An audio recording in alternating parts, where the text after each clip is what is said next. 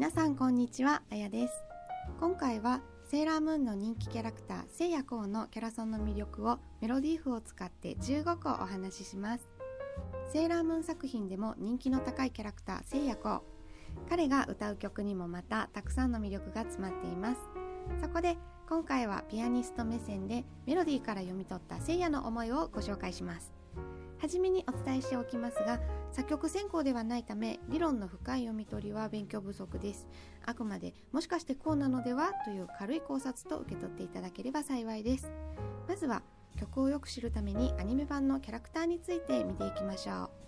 せいやこう、アイドルグループスリーライツのリーダーです。本来の姿はセーラースターファイターという戦士、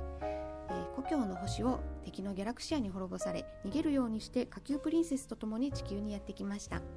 地球でプリンセスを探すため仲間と共に男性アイドルとして活動します。そしてウサギちゃんたちと出会う中でせいやはウサギにプリンセスの面影を感じながらウサギちゃん自身に惹かれていきます。性格はまっすぐで情熱的、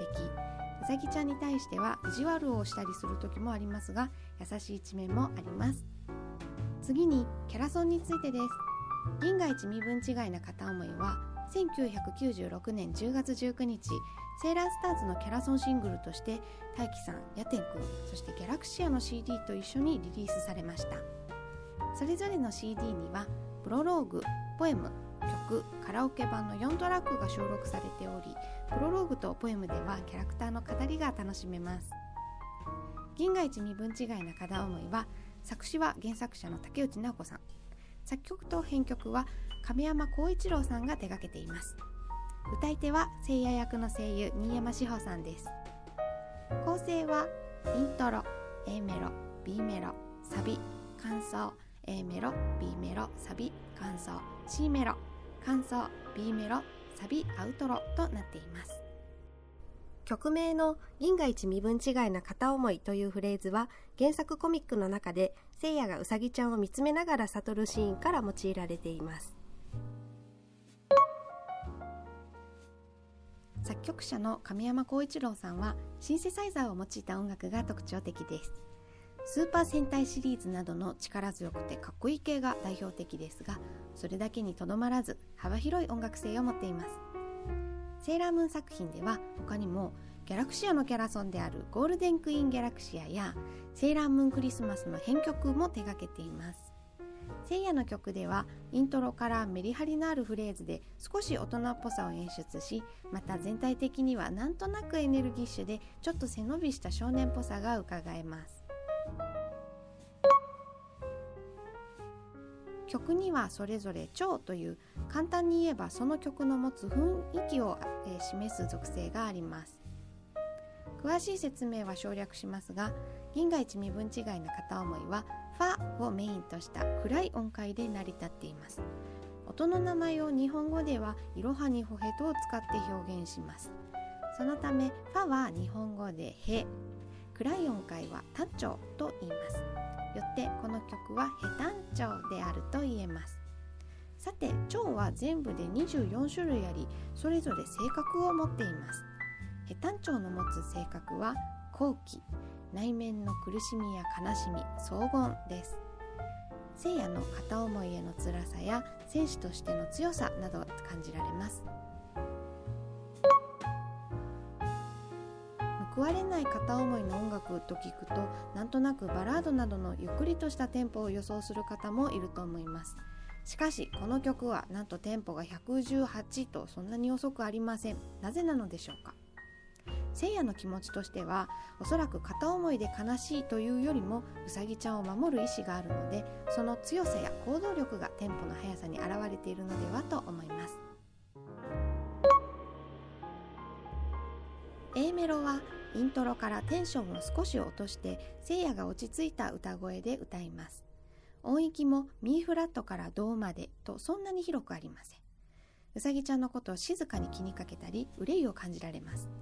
またこの A メロでは一つのフレーズを歌った後、ほぼその形のまま一つ音を下げたりまた元に戻したりを繰り返しています。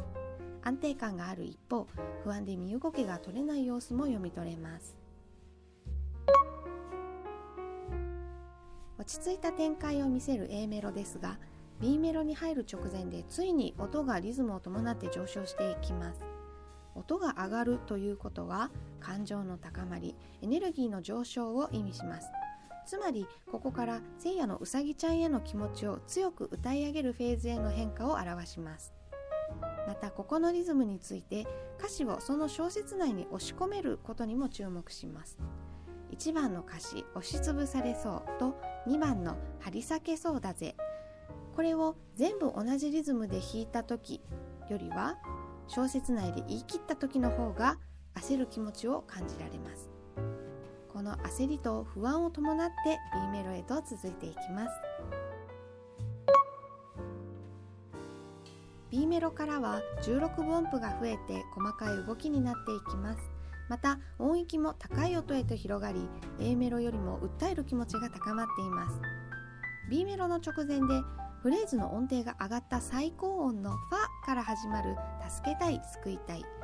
こまでの音域で一番高い音を使っているので、うさぎちゃんのことを支えたいという思いの強さがうかがえます。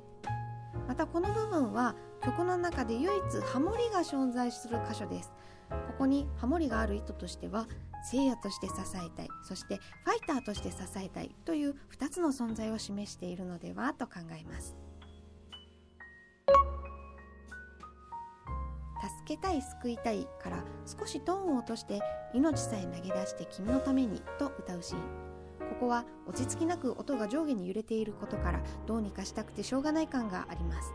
でも君のところは音は長めに、そして丁寧に言葉にしています。そして次の不安な時、辛い時も高い音でハモりながら歌っています。よほどそばにいたいようですね。B メロの最後、いつも見せていてくれ君の笑顔。このいつも見せていてくれのフレーズは、命さえ投げ出してよりも最高音が低めです。しかしその後の君の笑顔で B メロの最高音を超えて上昇していきます。さらに上がるんかいと言わんばかりの音域の広さに、歌い手の新山さんの凄さを感じるとともに、聖夜の感情の高ぶりに畏怖の念すら抱いてしまいます。サビでポイントとなるのは、曲全体での最高音ラのフラットを使って歌い上げている方です。 B メロラストから駆け上がるようにして、一番盛り上がるサビの冒頭に最高音を持ってくるというのは、かなり強い意志の表れだと思います。例えばカラオケで歌うときに一番高い音から始まるメロディーを歌うことになったら、かなりエネルギーと気合がいるのではないでしょうか。このサビ冒頭もそれなりの覚悟を示していることがわかります。ではここに何のキーワードが入っているのかというと、聖夜、そしてファイターなのです。サビ全体では2つの人格が感じる気持ちについて歌っています。自分に焦点を当てて対比するように歌うことにより、恋心への自覚が湧いてきますね。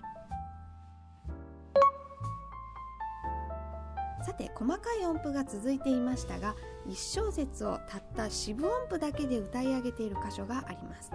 使命感とは違ったの部分です。一つの音に一拍という長さを使い切るほど、聖夜としてとファイターとしての向き合い方の違いを強調したいのだと思います。長い音符というのは、それだけ言葉や気持ちに重みがあるということです。サビ冒頭のようにフレーズの最初に高い音を持ってくるということは、それなりの覚悟を持って言い切るということです。きっとのところも最初は最高音のラのフラットから始まっています。意味合いとしてはおそらくではなく、もうこれはそうとしかというぐらいのレベルの革新的なきっとであることでしょう。というか絶対的。最後の片思いだねの箇所は一拍置いて歌われています。この間っていうのは深く息を吸うためだと思います。つまり大事な言葉や曲の中でとっても伝えたい言葉をしっかりと言うという意図が見られます。また流れの中でこういった間は聞き手への注目も集める効果があります。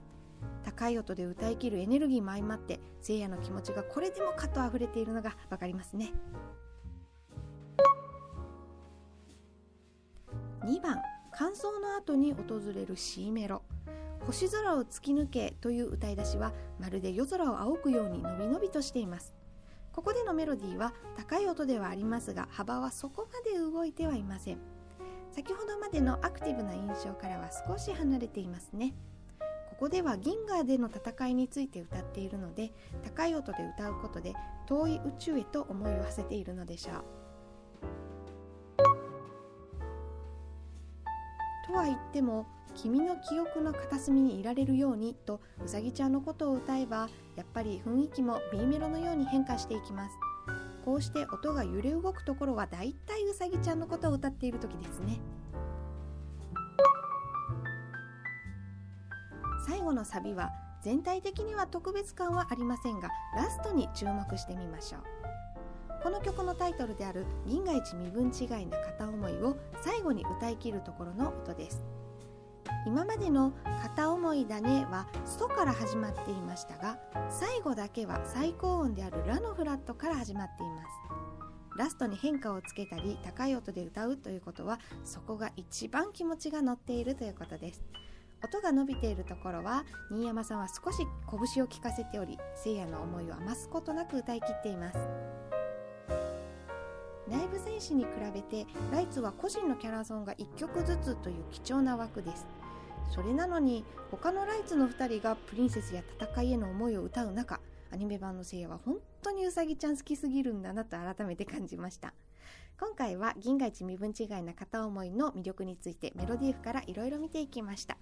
少しでも楽しんでいただけていたら嬉しいです。最後までご視聴いただきありがとうございました。あやでした。